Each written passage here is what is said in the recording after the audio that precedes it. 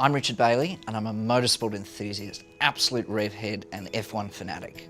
My passion is motorsport. I live and breathe Formula One in particular and have done so for as long as I can remember, but the key point for me was Monaco 1989 as a kid in front of the TV. That was the very first race I've ever watched and I haven't missed one since.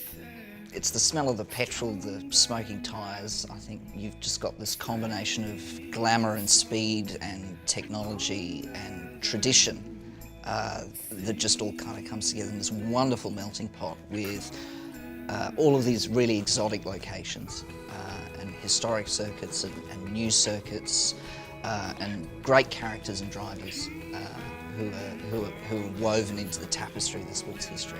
But yeah, I love every bit about it. Any opportunity to learn about it, to watch it, to go to it, I'm there.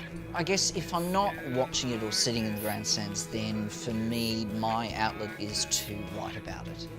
As an early birthday present, my friend Jeff, who knew that I was a huge Formula One fan, bought me a web domain and set up a license for me to effectively start writing about it. He's like, you love it so much, why don't you go and write about it? That was kind of the trigger to an extent in terms of starting the website in late September 2009, just before the Singapore Grand Prix, and I wrote my first race report and shared it from that point. By 2012, we had the Australian Grand Prix approve and give us that accreditation there, and that was just simply by the sheer body of work and stories that we'd done. By that stage there, we had published 4,500 stories, 35 different driver and personality interviews who were all totally tied to the motorsport, being recognised, I think, internationally for the quality of work that we were doing. All of this had started from a tiny desk in a study in a house in northern Sydney back in 2009. It's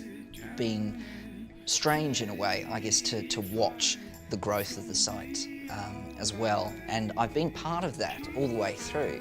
But in a way I look at it and almost think it's kind of like someone else's life to an extent. If I step back and look away from it, it seems very surreal and very strange. But I love it and I'm so glad that I've done it.